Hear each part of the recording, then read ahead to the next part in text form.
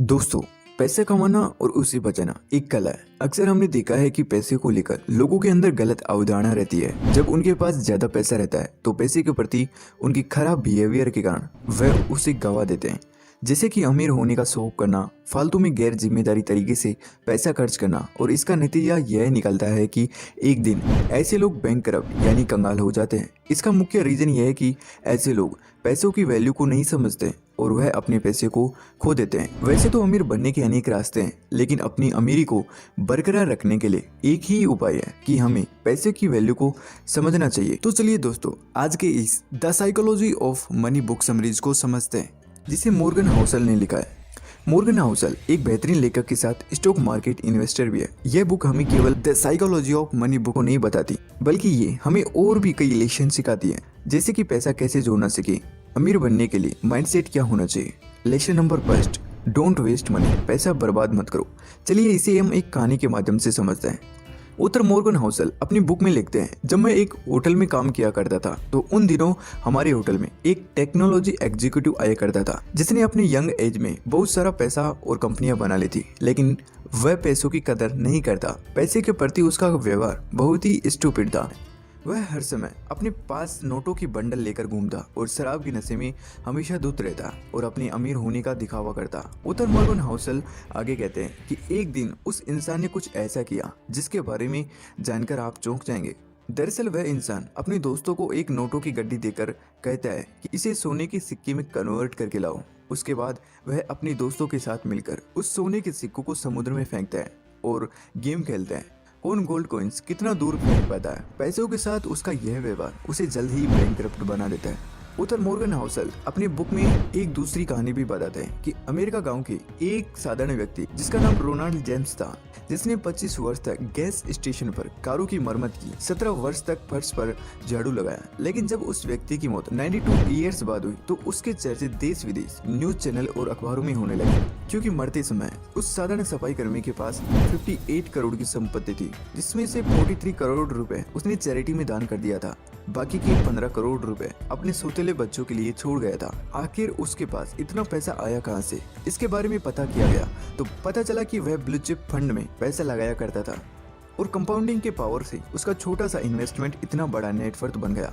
अब उत्तर Morgan Housel उस technology executive और एक साधारण से सफाई कर्मी के पैसे के प्रति बिहेवियर को कंपेयर करते हैं और कहते हैं कि पैसों को अर्न करना या उसे सेव करने के लिए किसी टेक्निकल नॉलेज की जरूरत नहीं है, बल्कि यह इसके ऊपर डिपेंड करता है कि आप पैसे को कैसे खर्च करते हैं, पैसे के प्रति आपका रवैया क्या है। पैसे कमाना एक स्किल है जिसे कोई भी इंसान सीखकर फाइनेंशियल सक्सेस पा सकता है। जहां एक टेक्नोलॉजी एग्जीक्यूटिव वेल एजुकेटेड होने के बावजूद बैंकरप्ट हो गया, वहीं एक सफाई कर्मचारी जो बिना पढ़े लिखे होने के बावजूद पैसे के प्रति बिहेवियर को अच्छा रखता है, ब्लू चिप स्टॉक में इन्वेस्ट करता है और एक दिन करोड़पति बन जाता है। Lesson number 2, no one is crazy, कोई भी मूर्ख नहीं है। उत्तर अपने नेक्स्ट लेसन में कहते हैं, बहुत से लोग अपने पैसों के साथ मूर्खतापूर्ण व्यवहार करते हैं, हालांकि वे लोग मूर्ख नहीं है। असल में आज की पीढ़ियां फिल्म देखने, लॉटरी का टिकट खरीदने और गेम खेलने के पीछे अपने पैसों का ज्यादातर हिस्सा खर्च कर देते हैं। यह काम ज्यादातर वही लोग करते हैं जो गरीब होते हैं, जो इमरजेंसी में 20 या 25 हजार रुपए भी अरेंज नहीं कर सकते। क्या ऐसे लोगों का लॉटरी टिकट खरीदने का कोई सेंस बनता है? ऐसे लोगों को उन पैसों का इमरजेंसी नीड के लिए बचा कर रखना चाहिए, जो कि वह लोग नहीं करते हैं। उन लोगों का कहना है कि पैसा सेविंग करना हम लोगों के लिए पॉसिबल नहीं है, क्योंकि हम जितना कमाते हैं उससे कहीं ज़्यादा पैसा खर्च कर देते हैं। हमारे पास सेविंग की पॉसिबिलिटी ही नहीं है। ऐसे में बड़ी गाड़ियाँ और बड़े घरों के बारे में सोचना, बड़े स्कूलों में बच्चों का एडमिशन कराना, ये सब हमारे पहुंच से बाहर है। इन्हीं सपनों को पूरा करने के लिए हम लॉटरी टिकट को खरीदते हैं। आपको यह बात मूर्खतापूर्ण लगेगी, क्योंकि जिस चीज को कोई पाना चाहता है वही चीज आपको बहुत ही आसानी से मिल जाती है, लेकिन आप उसकी कद्र नहीं करते हैं, जो किसी दूसरे व्यक्ति के लिए एक सपना है। उत्तर मॉर्गन इस कहानी के जरिए लोगों को यह संदेश देना चाहते हैं कि चाहे वह व्यक्ति गरीब हो या मिडिल क्लास से बिलोंग करता हो या बहुत अमीर हो, वह अपने फाइनेंशियल रिलेटेड फैसले एक्सेल सीट का एनालिसिस करके नहीं लेता, बल्कि वह अपने फैसले परिस्थितियों और भावनाओं से प्रभावित होकर लेता है। ऐसा हो सकता है कि फैसले मैं लूं वह आपको मूर्खतापूर्ण लगे, या यह भी हो सकता है जो फैसले आप ले वह मुझे मूर्खतापूर्ण लगे। लेकिन हमारी फाइनेंशियल सक्सेस या ग्रोथ इस बात पर डिपेंड करती है कि हम परिस्थितियों और भावनाओं के ऊपर नियंत्रण रखते हुए अपने पैसों को किस तरह से मैनेज या सदुपयोग करते हैं। Number 3, luck and risk. Luck and risk के बारे में ऑथर मॉर्गन का कहना है कि लक एंड रिस्क दोनों क्लोज हैं। ये दोनों वास्तविकता के प्रमाण हैं। जीवन में हर नतीजा व्यक्तिगत प्रयासों और भाग्य पर ही निर्भर करता है, जिससे जोखिम भी जुड़ा होता है।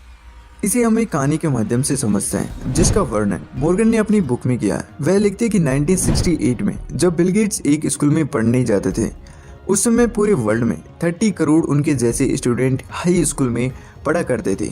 वे जिस लेकसाइड स्कूल में पढ़ा करते थे फाइनेंशियल मजबूत थे, उनके पास बच्चों को सिखाने के लिए कंप्यूटर भी था। बिल गेट्स उस दौर के लकी स्टूडेंट थे जिन्हें कंप्यूटर सीखने का मौका मिला। ऑन रिकॉर्ड बिल गेट्स ने एक इवेंट में यह बात कही थी, अगर लेकसाइड स्कूल नहीं होता तो शायद मेरी कंपनी माइक्रोसॉफ्ट भी नहीं होती। इस प्रकार से बिल गेट्स के सक्सेस होने के पीछे बहुत सारे फैक्टर थे, लेकिन उसी में से एक लक था। बिल गेट्स अपनी स्कूली दोस्त केंट इवेंस के बारे में कहते हैं, अगर केंट ने मेरे साथ ही स्कूल छोड़ दिया होता तो आज वह मेरी कंपनी माइक्रोसॉफ्ट के फाउंडर होते। लेकिन उन्होंने अपनी पढ़ाई जारी रखी और माउंटेन क्लाइंबिंग के दौरान उनकी मौत हो गई। उन्होंने उस जोखिम का सामना किया जो लाखों में से कोई एक व्यक्ति करता है, क्योंकि माउंटेन क्लाइंबिंग करने लाखों लोग जाते हैं लेकिन उनमें से मरता कोई एक ही है। इस प्रकार से लेखक मॉर्गन लक एंड रिस्क को समझाते हैं, जिसका मतलब यह हुआ कि बिल गेट्स की सफलता के पीछे उनके लक का हाथ है। हालांकि सफलता मिलने के पीछे लक के अलावा और भी कई फैक्टर होते हैं, जैसे कि आपका एफर्ट, हार्ड वर्किंग, डिसीजन, सही मार्गदर्शन पर काम करना। Lesson number 4, never enough. The psychology of money के बारे में समझाने के लिए लेखक कोलकाता में जन्मे रजत गुप्ता का उदाहरण देते हैं और बताते हैं कि रजत अनाथ होने के बावजूद 40 साल की उम्र में प्रेस्टिजियस कंसल्टिंग फर्म मैकिन्से के सीईओ बने थे। उनके पास 2008 के दौरान कुल $100 मिलियन थे, जिसे वह चाहते तो बैंक में रखकर इंटरेस्ट इनकम के जरिए बिना कुछ किए बैठे ही 1 घंटे में 50,000 रुपए कमा सकते थे। लेकिन वह इतने पैसों से संतुष्ट नहीं थे, वह करोड़पति से अरबपति बनना चाहते थे। उस वक्त वह Goldman sketch investment banking company के डायरेक्टर थे। उनके पास इतना पैसा रहने के बावजूद वह लालच में आ गया और ऐसा काम कर दिया जिससे वर्षों का बना बनाया रेपुटेशन मिट्टी में मिल गई। वह बोर्ड मीटिंग में मिली सीक्रेट जानकारियों को फाइनेंशियल प्रॉफिट के लिए बेच दिया करते थे। इनसाइडर ट्रेडिंग के गुनाह में उन्हें दोषी करार देकर जेल में डाल दिया गया। रजत गुप्ता के एग्जाम्पल से लेखक समझाना चाहते हैं, ऐसे बहुत लोग हैं जो अपनी फाइनेंशियल गोल को अचीव कर लेने के बाद भी दूसरा फाइनेंशियल गोल अचीव करना चाहते हैं। ऐसे लोग रुकते ही नहीं है, एक फाइनेंशियल गोल पूरा होने के बाद दूसरे गोल को पूरा करने के लालच में लग जाते हैं। लेकिन ऐसा न करके पैसे से ज्यादा अपने परिवार एवं सुख शांति को महत्व दें, क्योंकि ज्यादा पैसों का लालच आपके दिमाग की शांति को भंग कर सकता है। इन सभी के अलावा दूसरे व्यक्ति के फाइनेंशियल ग्रोथ से अपनी ग्रोथ की तुलना कभी ना करें। जैसे कि मेरे दोस्त के पास रेंज रोवर ओडी है तो मेरे पास भी होनी चाहिए, ऐसी सोच को अपने दिमाग से निकाल देना ही ठीक है। Lesson number 5, money compounding. The psychology of money compounding के विषय में लेखक का कहना है कि वॉरेन बफेट जब बच्चे थे तभी से स्टॉक मार्केट में इन्वेस्ट करते थे। आज के समय में उनकी नेटवर्थ $86.5 बिलियन है। इसमें से उन्होंने $81.5 बिलियन रिटायरमेंट यानी कि 60 वर्ष की उम्र में इकट्ठा की है। इसमें कोई संदेह नहीं है कि आज के समय में वॉरेन बफेट अद्भुत इन्वेस्टर है, लेकिन उनके जीवन से ये सीखने को मिलता है कि पैसा बनाने के लिए कंसिस्टेंटली इन्वेस्ट करते रहना चाहिए। यहाँ एक नॉर्मल इंसान 20 वर्ष की आयु में पढ़ाई करता है, वहीं वॉरेन बफेट उस समय $9.3 मिलियन के मालिक थे।